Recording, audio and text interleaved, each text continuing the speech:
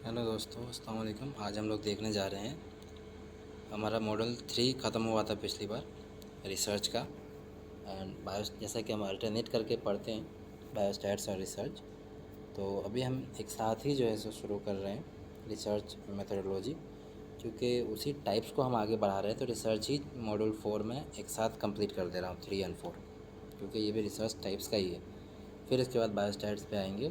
थोड़ा सा tough calculation वाला बायोस्टैट्स है इस बार, लेकिन बहुत इम्पॉर्टेंट है ना। बायोस्टैट्स का जो मॉड्यूल 3 है वो बहुत ही ज़्यादा इम्पॉर्टेंट है, इसीलिए पहले इसको हम कंप्लीट करते हैं रिसर्च को। एक साथ कंटिन्यूएशन में टाइप्स ऑफ रिसर्च ख़त्म हो जाएगा, उसके बाद वो शुरू करेंगे, ठीक है। रिसर्च के टाइप्स को पढ़ने से पहले एक बीच में एक टॉपिक है जो यूनिट 1 में दिया गया है मॉड्यूल 4 के। वो क्या दिया है, वो दिया बायस, ठीक है। इसके बाद फिर आरसीटी वगैरह आया है, देखेंगे आगे हम प्री क्लिनिकल रिसर्च वगैरह वो सब देखेंगे। लेकिन पहले हम देखते हैं इस मॉडल का नाम क्या है, इस यूनिट का नाम क्या है, bias in research methodology and ways to eliminate it, ठीक। एग्जांपल के साथ हम देखेंगे, इस पर आज एक क्लास भी हुई थी, अगर हम समझने की कोशिश करते हैं अपने तरीके से। बायस इन रिसर्च मेथोडोलॉजी, जो रिसर्च हम करते हैं, जो रिसर्च मेथोडोलॉजी हम यूज़ करते हैं, उसमें हम बायस मतलब एक पक्ष की तरफ हम झुकते हैं। Bias in research refer to systematic error that can distort the validity and reliability of study findings। जैसा कि आज आपको बताया गया, ठीक है, कि बायस अगर आप होते हैं, बायस क्या है, ये सिस्टमेटिक एरर है, that can distort the validity, जिससे क्या हो सकता है, जो रिसर्च की वैलिडिटी है वो ख़राब हो सकती है। वैलिडिटी मतलब सही, एंड रिलायबिलिटी, जो उस पर भरोसा है, वो क्या हो सकता है, ख़राब हो सकता है, वो डिस्टॉर्ट हो सकता है। और ये है क्या, बायस सिस्टमेटिक एरर है।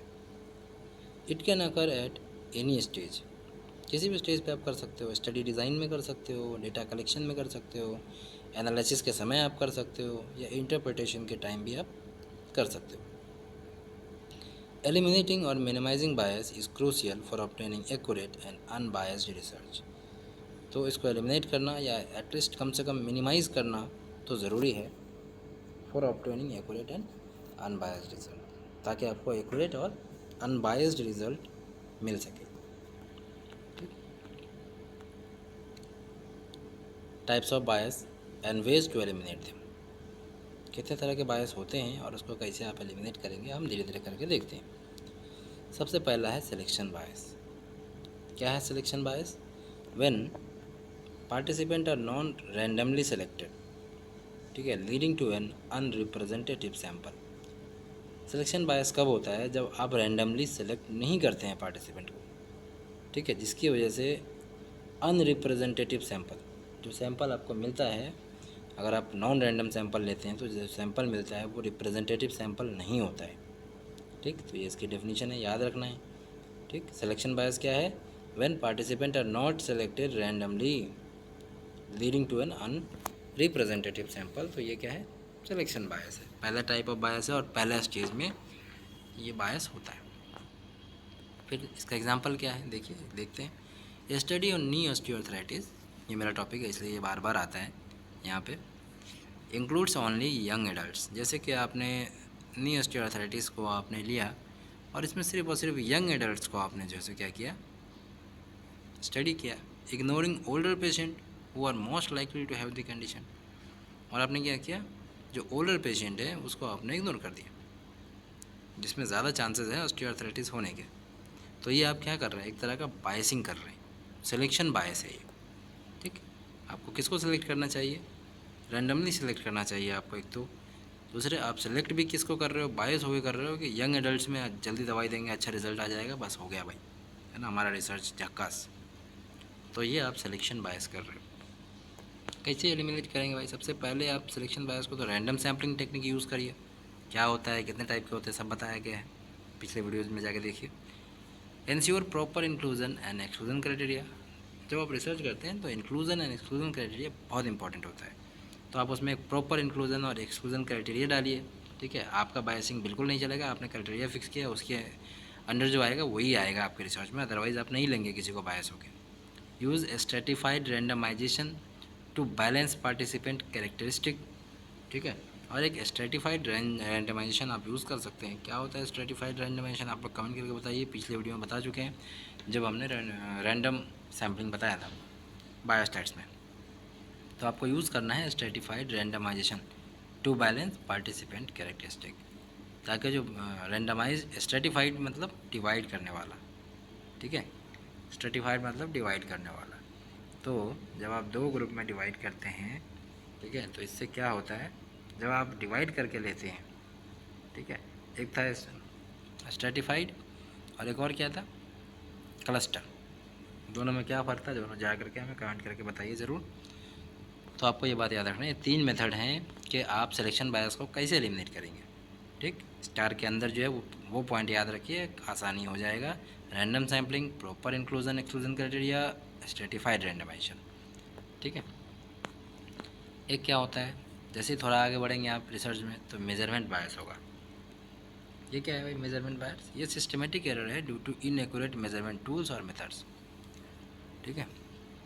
मेजरमेंट बायस में आपने इनएक्यूरेट मेजरमेंट टूल्स का इस्तेमाल किया, ठीक है। जो मेजरमेंट टूल लगना ही नहीं था, जैसे कि आपने कोई लिक्विड चीज़ है और आपने उसको मीटर में नाप लिया, ठीक है। कोई सॉलिड चीज़ है और आपने उसको लीटर में नाप लिया, तो ये क्या है, मेजरमेंट आप गलत कर रहे हैं ना, इनएक्यूरेट मेजरमेंट टूल्स यूज़ कर रहे हैं और आपका मेथड भी गलत है। तो इसको हम क्या कहते हैं, मेजरमेंट बायस। चलिए एग्जांपल यहाँ दे रखा है, a faulty weighing machine consistently over estimate patient, ठीक है, weight patient weight in a study on obesity. आपने क्या किया, एक फॉल्टी वेइंग मशीन लिया,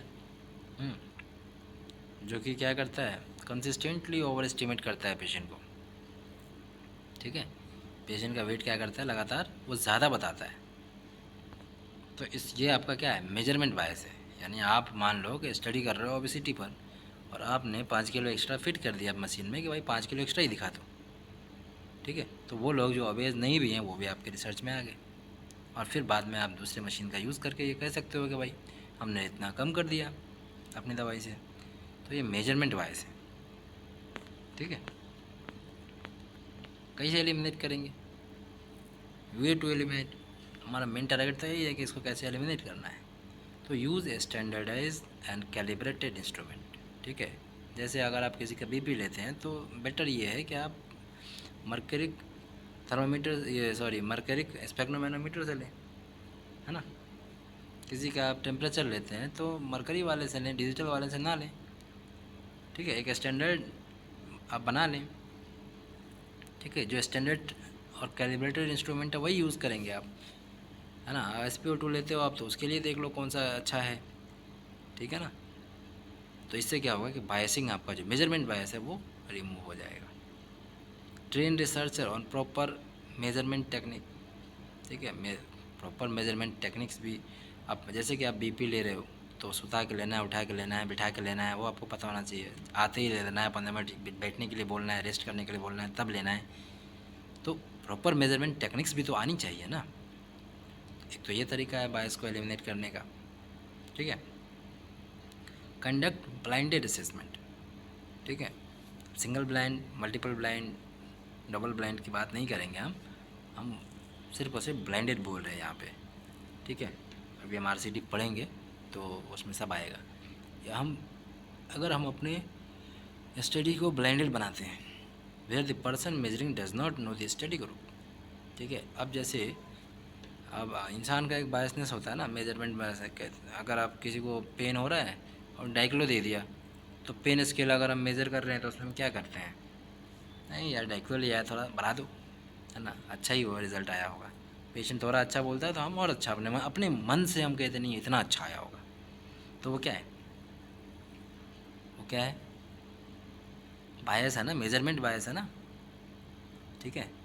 तो मेजरमेंट बायस को कम करने का एक तरीका तो standardization and calibrated instrument use करना है, साथ साथ प्रॉपर मेजरमेंट टेक्निक्स भी आनी चाहिए, रिसर्चर को ट्रेन करना है उसके लिए। और तीसरा जो है वो ब्लाइंडेड असेसमेंट करना है कि रिसर्चर को पता ही ना हो कि डाइक्लो दिया है कि सूरजजान दिया है, ठीक है। तब वो अपना बायसिंग नहीं लगा पाएगा, अरे सूरजजान दिया है थोड़ा कम ही रिजल्ट आया होगा, अच्छा डाइक्लो दिया है थोड़ा ज़्यादा रिजल्ट आया होगा, है ना, 1-2 पॉइंट बढ़ा के ही दे देते हैं, तब वो ऐसा नहीं कर पाएगा, क्योंकि आपने क्या किया, रिसर्चर को ब्लाइंड कर दिया, अंधा कर दिया। अंधा बोले तो आपको ने उसको बताया नहीं कि जो दवाई दी गई है उस पर्टिकुलर पर्सन को या पर्टिकुलर ग्रुप को, वो कौन सी दवा है। ठीक है। ऑब्जर्वर बायस, ठीक है। अब ऑब्जर्वर बायस, तीसरी चीज़ क्या है, ऑब्जर्वर बायस, ठीक है, जिसको हम एक्सपेरिमेंटर बायस भी कहते हैं। जो एक्सपेरिमेंट कर रहा है वही बायस हो, जो ऑब्ज़र्व कर रहा है वही बायस हो। अभी क्या पढ़ा हमने, दो बायस, मेजरमेंट बायस पढ़ा और इससे पहले क्या पढ़ा, सिलेक्शन बायस। अब हम देख रहे हैं कि ऑब्जर्वर बायस, जो ऑब्ज़र्व कर रहा है वही बायस है। ठीक है। Definition, the researcher expectation influence how they collect और इंटरप्रेट डेटा। ठीक है।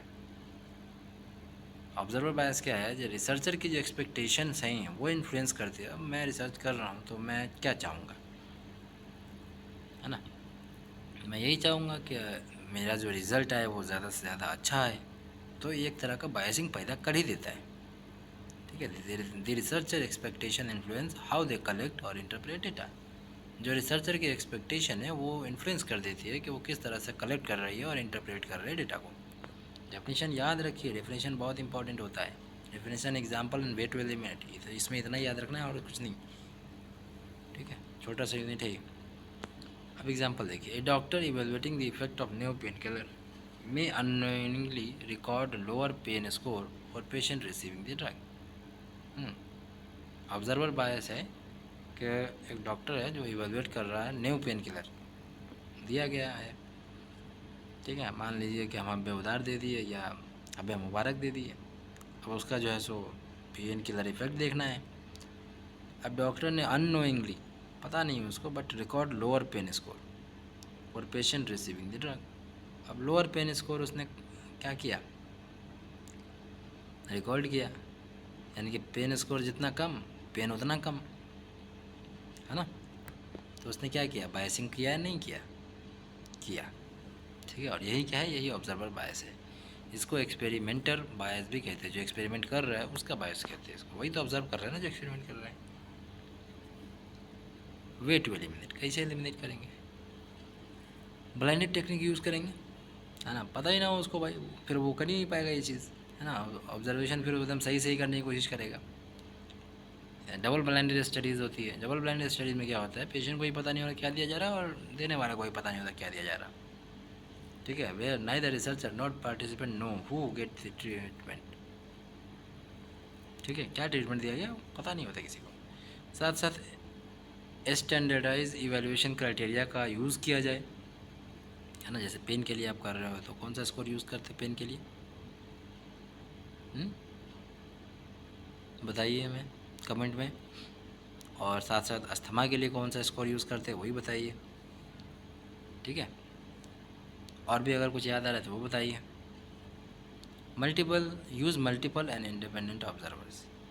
ठीक है, तो ये भी आप कर सकते हैं कि दो लोग मिलकर रिसर्च कर रहे हैं तो दो लोग, दोनों के दोनों बायस तो नहीं होंगे, है ना। या हुए भी तो कम से कम कुछ ना कुछ तो इख्तलाफ आएगा। तो मल्टीपल ऑब्जर्वर्स रख सकते हैं, इंडिपेंडेंट ऑब्जर्वर्स रख सकते हैं, है ना। कि भाई रिसर्च मैं कर रहा हूँ, लेकिन जब मेरे पास पेशेंट आएगा तो मैं बच्चों को भेज दूँगा कि भैया तू असेसमेंट कर ले। ठीक है, या फिर एक ट्रेंड स्टाफ को मैं रख दूँगा कि तू ही असेसमेंट कर। ठीक है, मैं नहीं कर रहा। तो इससे क्या होगा कि वो इंडिपेंडेंटली उसको बोल देंगे कि तुम्हें करना है और एकदम सही से असेसमेंट करना है ना। तो वो करेगा, आपकी तरह वो बायस नहीं होगा, क्योंकि उसको इंडिपेंडेंट ऑब्जर्वर बनाया है आपने। ठीक है, तो ये बड़ा इंपॉर्टेंट है। अच्छा, एक और बायस होता है, वो क्या है, रिकॉल बायस। इसमें क्या होता है, डेफिनेशन क्या है इसकी, participant do not accurately remember past event affecting self reported data. Recall bias, patient recall नहीं कर पाता, ठीक है, एक्यूरेटली वो पास्ट इवेंट्स को रिमेंबर नहीं कर पाता। ठीक है, जिससे क्या होता है, सेल्फ रिपोर्टेड डेटा जो है वो इफेक्ट होती है। जैसे एग्जांपल के तौर पे देखिए, in a study on smoking and lung disease, smoking करने वाले को लंग डिजीज़ पे एक स्टडी किया गया। Patient with the disease may over estimate how much they smoked. Patient with the disease may over estimate, ठीक है। पेशेंट जिसको क्या है, लंग डिजीज़ है, उसने क्या किया, ओवर एस्टिमेट किया how much they smoke, while healthy participant may under estimate, है ना।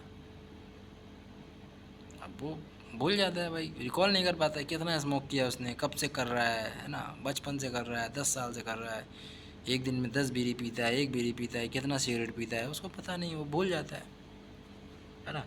जब पूछोगे पेशेंट आएगा कि कब से पी रहे हो, कितना पी रहे हो, रोज़ कितना पीते हो, पहले कितना पीते थे, तो वो क्या करता है, एक्यूरेटली रिमेंबर नहीं कर पाता है पास्ट इवेंट्स को कि उसने कितना पिया, कब से पिया, नहीं 25 साल से पी रहे हैं, बचपन से पी रहे हैं, ऐसा। तो इससे क्या होता है, सेल्फ रिपोर्टेड डेटा जो है वो तो हमारे पास इफेक्ट हुआ ना, हमारे पास तो एग्जैक्टली नहीं आ पाया ना, तो हम क्या करते हैं, कहते नहीं तो पीता है, तेरे को होना ही होना है कैंसर, लंग डिजीज़ तुमको होगा ही होगा, तो ओवर एस्टिमेट करते हैं, ठीक है। और अगर कोई हेल्दी, नहीं नहीं आपको तो हो ही नहीं सकता भाई, तो हम जानबूझ के क्या करते हैं, लो स्कोर मारते हैं। तो ये भी एक रिकॉल बायस है, ठीक है। समझ में आया अच्छे से, थोड़ा सा कॉम्प्लिकेटेड था ये। वे टू एलिमिनेट, कैसे एलिमिनेट करेंगे भाई, यूज़ ऑब्जेक्टिव रिकॉर्ड्स, यानी medical record instead of patient record, है ना। आप उसका पहले का पर्चाज देखिए, जितना भी पर्चा है, जो भी मेडिकल रिकॉर्ड्स है वो सब देखने की कोशिश करिए। तो पेशेंट के रिकॉल को आप मत वैल्यू करिए, बल्कि ऑब्जेक्टिव रिकॉर्ड्स चेक कर लीजिए आप, ठीक। Ask specific structured question to reduce misreporting, ठीक है। थोड़ा सा अगर आप इस हिस्ट्री लेना जानते हैं अच्छे से, तो स्मोकिंग की हिस्ट्री कैसे लेनी है वो आपको पता होगा कि उसमें हमें क्वालिटी भी आ जाए, क्वांटिटी भी आ जाए, ड्यूरेशन भी आ जाए, है ना, ये किस तरह से प्रोग्रेस हुआ वो सब आ जाए, इस तरह की हिस्ट्री लेनी पड़ती है, ठीक है। तो एक स्पेसिफिक एंड स्ट्रक्चर्ड क्वेश्चन पूछना होता है स्मोकिंग पे, ठीक है। या कोई भी डेटा जो उसको याद नहीं आ रहा है ना, कि पहले मुझे ऐसा हुआ था, ये वो सब एक स्ट्रक्चर्ड क्वेश्चन बना के पूछना होता है। Conduct prospective studies and prospective, retrospective न करें बल्कि प्रोस्पेक्टिव स्टडीज़ करें इंस्टेड ऑफ रेट्रोस्पेक्टिव वन। तो इससे क्या होगा कि जो आपका वे है, तो उससे क्या होगा, जो आपका रिकॉल बायस है वो क्या होगा, जो रिकॉल बायस है वो इससे कम हो जाएगा, ठीक है। इसके बाद एक और बायस होता है, क्या होता है भाई, पब्लिकेशन बायस। एक और बायस होता है पब्लिकेशन बायस, है ना, पैसा देके छपा लेते हैं लोग। डेफिनेशन क्या है, studies with positive result are more likely to be published than those with negative और इनकन्वेंसिव रिजल्ट। देखिए पहले तो ऐसा था, अब तो खैर ट्रेंड चेंज हुआ है, अब तो जो नेगेटिव रिजल्ट है लोग उसको पहले छपवाते हैं कि भैया इससे कुछ हो नहीं रहा है, इसलिए कोई दूसरा आदमी इस पर टाइम वेस्ट ना करे, ठीक है। लेकिन पब्लिकेशन बायस में ये होता है कि स्टडीज़ विद पॉजिटिव रिजल्ट, जिनके बड़े अच्छे रिजल्ट है ना, are more likely to be publish, उनको सब लोग मांगते हैं, लाओ मैं पब्लिश कर देता हूँ, मैं पब्लिश कर देता हूँ, सब अपने अपने तरफ खींचते हैं अच्छे रिजल्ट वाले रिसर्च को, ठीक है। दैन दोज विथ नेगेटिव और इनकन्क्लूसिव रिजल्ट, लेकिन जिसमें नेगेटिव आ गया, ठीक है, या कोई कंक्लूज़न नहीं निकला, ऐसे रिज़ल्ट को जल्दी कोई पब्लिश करना नहीं चाहता है। तो यही क्या है, पब्लिकेशन बायस। अब जैसे एग्जांपल के तौर पे देखिए, a study showing a new herbal treatment works get published. एक स्टडी है जिसमें एक न्यू हर्बल ट्रीटमेंट वर्क किया गया और पब्लिश हुआ, but 5 other studies showing no effect remain unpublished. लेकिन 5 और भी स्टडी हुई, ठीक है, जो जिसमें कोई इफेक्ट नहीं आया, उसको किसी ने पब्लिश नहीं किया, वो अनपब्लिश्ड रह गया। कल हो के इसका तो नुकसान है ना, ये तो आपका पब्लिकेशन बायस है ना। अब कल हो के फिर कोई उसी पे पैसा खर्चा करेगा, उसी पे रिसोर्स खर्चा करेगा, उसी पे टाइम खर्चा करेगा, है ना। जबकि अगर वो पब्लिश्ड हो जाता तो मालूम चल जाता है कि भाई इस पर रिसर्च हो चुका है और इसका कोई रिजल्ट नहीं आया है और इस पर अब नहीं करना है, ठीक है, कैसे एलिमिनेट करेंगे? ठीक है, अब आप ये मत समझिए कि बहुत कम कम पढ़ रहे हैं भाई, जितना पढ़ रहे हैं बहुत पढ़ रहे हैं, कॉन्सेप्ट क्लियर हो जा रहा है, पूरा का पूरा पेज भर जाएगा आपका, टेंशन नहीं लेने का एग्ज़ाम में। कैसे एलिमिनेट करेंगे आप? Encourage publishing all result regardless of finding. ठीक है, सभी रिजल्ट को आप जो है सो पब्लिश करने की कोशिश करिए। Clinical trial studies to ensure all studies are reported. जैसे कि हम अब पहले ही क्या करते हैं, CTRI में रजिस्टर करा देते हैं, तो क्लिनिकल ट्रायल का रजिस्ट्रेट हो गया हमारा। अब भैया वो जाएगा कहाँ, नेगेटिव आए चाहे पॉजिटिव आए, है ना, वो तो आपको करना पड़ेगा रिपोर्ट। तो इससे भी ये बात हमारी क्या होती है, कम हो जाती है। बायस जो हमारा कौन सा बायस है, इसी पब्लिकेशन बायस कम हो जाता है, क्योंकि हमने पहले ही वहाँ डाल दिया है। ठीक है, तो हम नेगेटिव आया तब भी हमें देना पड़ेगा। Support open access research platform. ठीक है, उसके साथ साथ ये भी है, ओपन एक्सेस रिसर्च प्लेटफॉर्म को सपोर्ट किया जाए। ठीक है, तो इससे क्या होगा कि रिसर्च में बायसिंग कम से कम हो गया। अगर आप भीड़ वाले को ज़्यादा करोगे, है ना, पैसा लेके कुछ लोग छाप दें, ठीक है, ओपन एक्सेस ना हो, तो ऐसे में थोड़ा सा पब्लिकेशन बायस होने के चांसेस रहते हैं। अच्छा, एक होता है कन्फर्मेशन बायस, ये भी एक तरह का बायस है। ठीक है, ये क्या है, confirmation bias. The researcher interpret result in a way that support their pre existing belief. है ना, अब जैसे कि कुछ डेटा लिया, इंटरप्रेट किया, डेटा वगैरह सब सही लिया है रिसर्चर ने।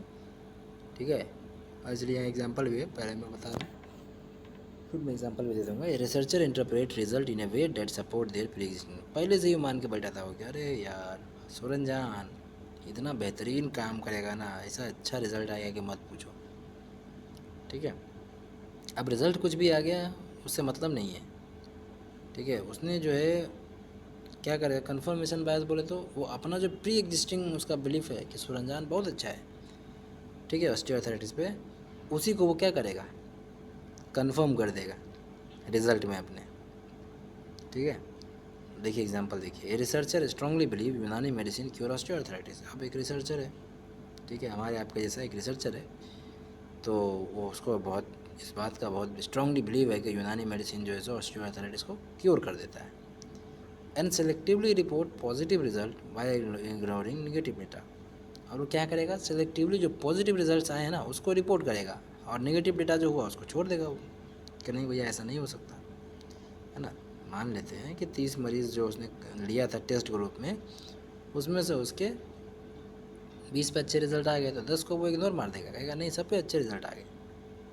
ठीक है, क्योंकि उसका स्ट्रॉन्ग बिलीफ है कि यूनानी मेडिसिन क्या करता है, क्योर कर देता है ऑस्टियोआर्थराइटिस को। ठीक है, तो यही क्या है, कन्फर्मेशन बायस, यानी वो कन्फर्म कर रहा है जो उसका पहले का बिलीफ है, तो ये कन्फर्मेशन बायस है। वे टू एलिमिनेट, कैसे एलिमिनेट करेंगे भाई, pre define hypothesis and analysis method before the study. ठीक है, पहले से ही आपका हाइपोथेसिस एनालिसिस मेथड क्या होगा, डिफाइंड होगा बिफोर द स्टडी। इससे क्या होगा, आप अपनी मर्जी से कन्फर्मेशन और हाइपोथेसिस नहीं लगा पाएंगे। यूज़ ब्लाइंडेड डेटा एनालिसिस, साथ में आपको ये भी करना होगा कि ब्लाइंड कर दो भाई, रिसर्चर ज़्यादा ही स्ट्रॉन्ग बिलीफ रख रहा है ना, ब्लाइंड कर दो उसको, पता ही ना हो कि क्या दे रहा है किसको। ठीक है, जब रिजल्ट आ जाए तो उसके बाद पता चले कि क्या दे रहा है। Where statistician analyze data without knowing study detail. और डेटा कौन एनालाइज करेगा, स्टैटिस्टिशियन करेगा, ब्लाइंड डेटा एनालिसिस। अब आपने डेटा कलेक्ट कर लिया ना, बायोस्टैटिस्टिशियन को दे दो। ठीक है, बायोस्टैटिस्टिशियन को जाकर दे दो कि वो डेटा एनालाइज करे विदाउट नोइंग स्टडी डिटेल। ठीक है, अब स्टडी डिटेल तो उसको नहीं पता है ना, उसको तो सिर्फ टेस्ट लगाना है, और उसका रिसर्च तो है नहीं जो बायस होगा। ठीक है, तो ये आपका एक तरीका है कन्फर्मेशन बायस को हटाने के लिए। ठीक, और इसके साथ साथ encourage peer review and independent replication.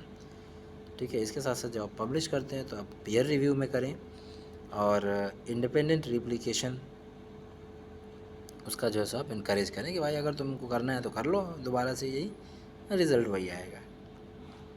ठीक, एक और तरीका होता है बायस का। इंशाल्लाह 30 मिनट ज़्यादा का वीडियो नहीं होगा, मैं ख़त्म कर देता हूँ, लगता है ज़्यादा हो जाएगा, कोई बात नहीं, कभी कभी ज़्यादा भी हो जाना चाहिए, और कोई ज़्यादा दिमाग लगाना नहीं है, बस सुनना है समझना है, कोई न्यूमेरिकल नहीं है। ठीक है, तो कंफर्मेशन बायस के बाद है एट्रीशन बायस, ठीक है, एट्रीशन बायस, ठीक, नया टर्म है। इसमें क्या होता है, लॉस टू फॉलो अप बायस, ठीक है, इसमें क्या होता है, लॉस, कुछ लोग आए आपके रिसर्च में, एनरोल हुए, कुछ दिन के बाद वो गायब हो गए, ठीक है। द डेफिनेशन क्या है, when participant drop out of the study in non random way affecting the result, ठीक है, एकदम ये बात याद रखना है कि ये लॉस टू फॉलो अप के लिए नहीं आए वो, इसको हम लॉस टू फॉलो अप बायस भी कहते हैं, एट्रिशन बायस को लॉस टू फॉलो अप बायस भी कहते हैं। डेफिनेशन ये है कि when participant drop out of the study in a non random वे। अब ये थोड़ी ना है कि एक के बाद एक ऐसे अल्टरनेट ग्रुप बना करके वो जाएंगे, भाई कोई आया उसको नहीं मन लगा वो रैंडम नॉन रैंडम वे में चला जाएगा, ठीक है, रैंडम वे में थोड़ा जाएगा कि हर चौथा आदमी जा रहा है, हर पाँचवा आदमी जा रहा है, ऐसा नहीं होगा, ठीक। तो इसको हम कहते हैं लॉस टू फॉलो बायस या attrition bias affecting the result, और इससे रिजल्ट तो इफेक्ट होता ही है। एग्जाम्पल के तौर पर यहाँ देखिए, एक एग्जाम्पल यहाँ पर दिया है, in a study on new arthritis patient, एक नया आर्थराइटिस का ट्रीटमेंट आया, ठीक, patient with severe side effect drop out, ठीक है, पेशेंट जिसको सेवियर साइड इफेक्ट था वो ड्रॉप आउट हो गया, making the treatment appear safer than it actually is, भाई वो खुद ही ड्रॉप आउट हो गया, मान लीजिए जिसको सेवियर ऑस्टियोआर्थराइटिस था वो ड्रॉप आउट हो गया, माइल्ड और मॉडरेट को आपने ट्रीट किया, तो क्या ये रिजल्ट के इफेक्ट को, ठीक है, ये इतना सेफर दिखेगा जितना ये है नहीं, ठीक है, इतना सेफर दिखेगा जितना ये है नहीं, ठीक है, क्योंकि उसमें से मेन तो निकल ही गया जिसको ज़्यादा दिक्कत थी। कैसे एलिमिनेट करेंगे, intention to treat analysis include drop out in final analysis, ठीक है, इसमें क्या है कि आप यूज़ करेंगे इंटेंशन टू ट्रीट एनालिसिस, मतलब कि आपका इंटेंशन तो ट्रीट करने का था ना, यानी कि क्या मैं कहना चाह रहा हूँ कि जो ड्रॉप आउट हुए ना उसको भी फाइनल एनालिसिस में रखिए, जिसको भी आपने ट्रीट किया, इंटेंशन बना लिया, उसको आप रखिए उस एनालिसिस में, ठीक है, फाइनल एनालिसिस में, उसको रिमूव मत करिए कि भाई इसको हटाओ, जो नया आया उसको रख लो, ऐसा नहीं। Improve participant follow up with reminders and incentives, ठीक है, पार्टिसिपेंट का फॉलोअप इम्प्रूव करें, उसको रिमाइंडर दें, ठीक है, उसको ग्रीटिंग्स भेजें, हेलो भैया कैसे हो, क्या कर रहे हो, कल आना है ना, हाँ कल आना है, ज़रूरी है आना, आपका दवाई बंद हो जाएगा, आपको दिक्कतें हो जाएंगी, ऐसे, ठीक है। यहाँ तक कि ये भी कहिए कि ऑटो का किराया भी मैं दे दूँगा, लेकिन आ जाना भैया, है ना, ये सब। तो इससे क्या होगा, आपका फॉलोअप इम्प्रूव होगा, और बायस जो है ये वाला आपका कौन सा बायस है, लॉस टू फॉलो बायस आपका नहीं हो पाएगा, है ना, पेशेंट लॉस नहीं होगा आपका। Report attrition rate and reason for drop out, अगर आपका एट्रिशन रेट है, अगर ड्रॉप आउट रेट है, तो उसको रिपोर्ट करिए कि भैया हम 30 लोग लिए थे जिसमें से 10 लोग हमारे ड्रॉप आउट हो गए, और क्यों ड्रॉप आउट हुए वो भी बताइए, ठीक है। एक है सोशल डिज़ायरेबिलिटी बायस, ठीक है, अब ये किस तरह का बायस है भाई, ये भी एक तरह का बायस है। क्या होता है इसमें, participant give responsible they think are socially acceptable rather than truthful one. अब पार्टिसिपेंट्स जो होते हैं ना वो रिस्पॉन्सेस देते हैं, they think are socially acceptable, ठीक है, वो समझते हैं कि क्या है भाई, ये जो रिस्पॉन्स है वो सोशली एक्सेप्टेबल है, रेदर देन ट्रूथफुल वन, ठीक है, वो सही बात नहीं बताते हैं, तो सोशल डिज़ायरेबल बायस हुआ ये। चलिए नहीं समझ में आया, कोई बात नहीं, आप समझते हैं एग्जांपल से। इन सर्वे ऑन अल्कोहल कंजम्पशन, मान लीजिए सर्वे कर रहे हैं आप लोग, सब पूछ रहे हैं भाई दारू पीते हो, है ना, तो participant report drinking less than they actually do, कभी कभी पी लेते हैं जग साहब, कभी कभी पी लेते हैं, जबकि वो रोज़ पीता है, ठीक है, लेकिन वो क्या कहता है, कभी कभी पी लेते हैं। कितना पीते हो, हर 2-4 बोतल पिएगा, लेकिन क्या कहेगा, थोड़ा सा एक गिलास पी लेते हैं कभी कभी, ठीक है।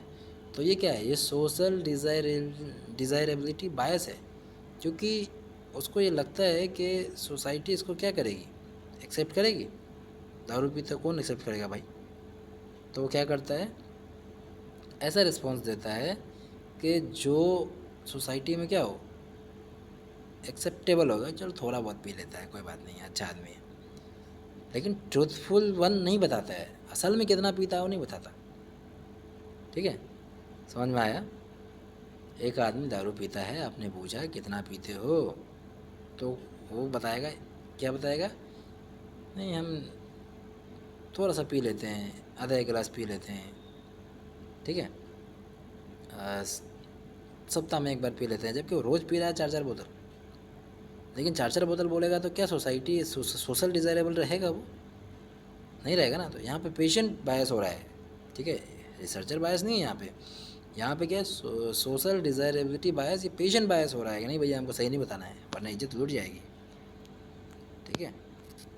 उसके बाद वेज टू एलिमिनेट, कैसे एलिमिनेट करेंगे भाई, ensure anonymity and confidentiality. Patient को बताइए कि देखो भैया जितना पीते हो बता दो, कोई बात नहीं, हम तुम्हारे बीवी को थोड़ी जा रहे बताने, तुम्हारे घर थोड़ी जा रहे बताने, तुम्हारे अब्बा को थोड़ी बताने जा रहे हैं, हम तुम्हारी बातों को कॉन्फिडेंस रखेंगे। लेकिन ये ज़रूरी है हमारे रिसर्च के लिए कि सही सही बता दो ताकि आपका इलाज अच्छे से हो जाए, है ना। तो आप उसको बताएंगे कि एनोनिमिटी और कॉन्फिडेंशियलिटी हम रखेंगे। इनडायरेक्ट क्वेश्चनिंग टेक्निक, साथ में आपको ये भी सीखना पड़ेगा कि डायरेक्टली मत पूछिए कि दारू कितना पीते हो, है ना, थोड़ा इनडायरेक्ट बनाइए क्वेश्चन, जिससे उसको मतलब एक ही बात को कहने के 10 तरीके हो सकते हैं ना, तो इनडायरेक्ट क्वेश्चनिंग करिए, ठीक है। उसके साथ साथ validate responses with objective measure when possible, और जो रिस्पॉन्स आ रहे हैं उसको थोड़ा ऑब्जेक्टिव मेज़र के साथ क्या करिए, रिस्पॉन्स को नोट करने की कोशिश करिए, अगर जब भी पॉसिबल हो कि भाई चलो आपको, है ना, इतना दिया, इतना पीते हो, इतना ये करते हो, ठीक है। तो ऑब्जेक्टिव मेजर्स के साथ आप यूज़ करेंगे तो इंशाल्लाह उसका थोड़ा एलिमिनेशन होगा इसका। इसके साथ साथ है रिपोर्टिंग बायस, ये भी बहुत इंपॉर्टेंट है। इसमें क्या होता है, अब ऑलमोस्ट ये आखिर है क्योंकि आपने रिपोर्टिंग के बाद तो कुछ करना नहीं है ना। सिलेक्शन से शुरू हुआ था बायसिंग, और टोटल 9 टाइप की बायसिंग मैंने बताई आपको, और भी होंगे तो कमेंट करिए, बट मुझे इतनी ही मिली है, ठीक। और एग्ज़ाम में भी आप इतना लिख देंगे बहुत है। Definition, selective reporting of certain outcome over others. Reporting bias में क्या है, selective reporting of certain outcome. अच्छे वाले रिपोर्टिंग को आप क्या करोगे, अच्छे वाले आउटकम्स को आप रिपोर्ट करोगे, बुरे वाले को नहीं करोगे, नहीं भैया हम दबा के रख लिए, ठीक है। तो इसको बोलते हैं रिपोर्टिंग बायस, ठीक है। Selective reporting of certain outcome, क्या कर रहे हो, सर्टेन आउटकम का सिलेक्टिव रिपोर्टिंग कर रहे हो। देखिए एग्जांपल बताते हैं, बड़ा अच्छा एग्जांपल दिया इसने। A drug company highlights only the positive effect of medicine while hiding other effects. अब एक ड्रग कंपनी है, उसने एक नई दवा बनाई तो उसने सारे पॉजिटिव इफेक्ट तो बता दिए उसके, लेकिन उसके कुछ साइड इफ़ेक्ट भी थे, वो उन्होंने हाइड कर लिए। दिस इज रिपोर्टिंग बायस, यानी आधी बात बताई गई, ठीक। Selecting reporting of certain outcome, ठीक। एक रिसर्च आपने किया, आपने सारे पॉजिटिव एस्पेक्ट बता दिए उसके, लेकिन रिपोर्टिंग में आपने नेगेटिव चीज़ नहीं बताई, ठीक, नेगेटिव चीज़ आपने नहीं बताई।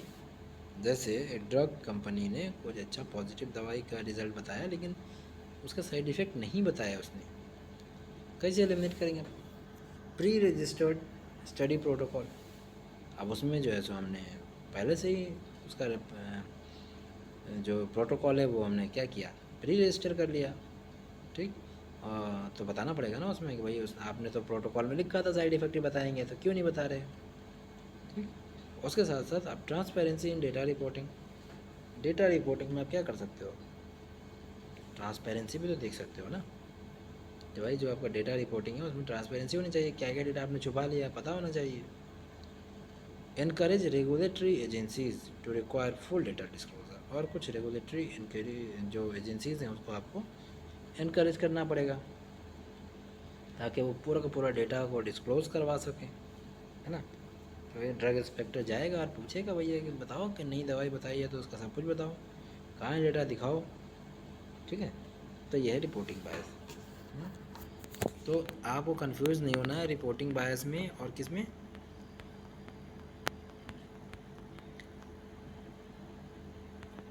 रिपोर्टिंग बायस में और आपको पब्लिकेशन बायस में, ठीक। दोनों मिलते जुलते टर्म हैं लेकिन दोनों में फ़र्क है, पब्लिकेशन बायस में और रिपोर्टिंग बायस में आपको कंफ्यूज नहीं होना। पब्लिकेशन बायस में हम पॉजिटिव पब्लिकेशन वाला रिजल्ट को क्या करते हैं, पब्लिश करते हैं, और जिसमें नेगेटिव हमारा आ जाता है या कोई कंक्लूजन नहीं निकलता, हम उसको क्या करते हैं, छोड़ देते हैं, उसको पब्लिश ही नहीं करते। ठीक है, तो ये पब्लिकेशन बायस है। लेकिन रिपोर्टिंग बायस में ये है कि हम रिपोर्ट तो करते हैं लेकिन सिर्फ पॉजिटिव एस्पेक्ट करते हैं, नेगेटिव एस्पेक्ट छुपा लेते हैं। ठीक, तो कंक्लूजन क्या निकला, bias can be severely effect the credibility of research. अगर आप बायस हुए या आपका डेटा बायस हुआ या आपका पेशेंट बायस होके आंसर किया, ठीक है, कि भाई डॉक्टर साहब हैं तो गलत आंसर नहीं करेंगे, मतलब क्या इतनी खोल के बताएं, कुछ चीज़ें छुपा लेते हैं। ठीक है, तो अगर इस तरह की कोई भी बायस हुई, can effect the credibility of research, तो इससे क्या होगा, रिसर्च की क्रेडिबिलिटी पर, उसकी जो वैल्यू है उस पर असर पड़ेगा। लीडिंग टू मिसलीडिंग कंक्लूजन, जिससे क्या होगा, कंक्लूजन में असर पड़ेगा, मिसलीडिंग कंक्लूजन बनेगा। By using strategies like randomization, blinding and standardize method and proper reporting. ठीक है, याद रखिए क्या क्या, by using strategies like randomization, number 1, number 2 blinding, number 3 standardize method, number 4 proper reporting, and researcher can minimize bias and improve the quality of their studies. तो इससे researcher minimise कर सकता है बायस को और इम्प्रूव कर सकता है क्वालिटी ऑफ देयर स्टडीज़ को। चलिए, थोड़ा सा वीडियो लंबा हो गया बट आज के लिए इतना ही। इसके बाद RCT पढ़ेंगे और इस यूनिट को ख़त्म करेंगे जल्दी से, फिर आगे के यूनिट पढ़ने हैं। जज़ाकल्लाह खैर, all the best for your summative assessment.